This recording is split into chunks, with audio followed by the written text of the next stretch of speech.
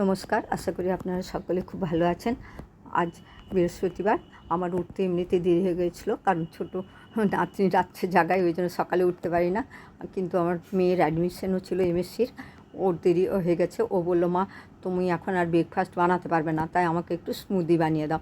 এই বাড়িতে পুজোর জন্য বেশ কিছু ফলও ছিল, ভাবলাম ফলগুলো তাহলে নষ্ট হবে কেন, ওগুলো দিয়ে বানিয়ে দিই। এখন দেখুন আমি একটা আপেল কেটে টুকরো টুকরো করে দিয়ে দিচ্ছি, কিছু খেজুর দিয়ে দিচ্ছি। খেজুর দেওয়ার পর আমি দুটো কলা ছিল, সেগুলো টুকরো টুকরো করে দিয়ে দিচ্ছি।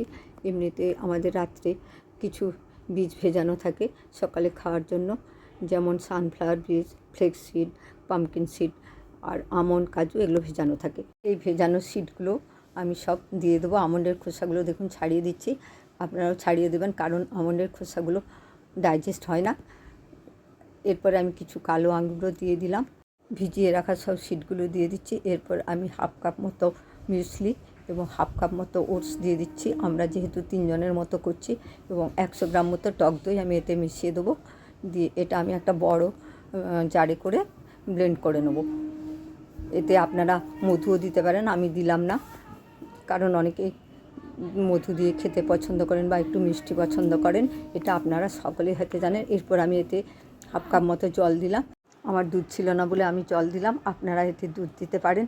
আমার রান্নাঘরের দরজা খোলা ছিল, বিড়াল এসে দুধ সব খেয়ে গেছে, ওই জন্য আমি জল দিয়ে দিলাম।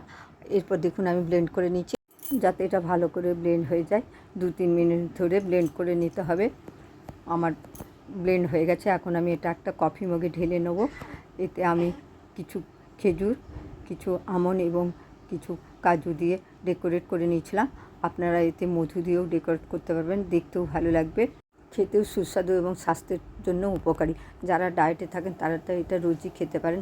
আপনারা হয়তো অনেকেই এটা করে খান, তবু এরকমভাবে একবার বানিয়ে করে খেয়ে দেখবেন। প্লিজ লাইক, শেয়ার, কমেন্ট এবং সাবস্ক্রাইব করবেন, পাশে থাকবেন। ভালো থাকবেন, সুস্থ থাকবেন, আনন্দে থাকবেন।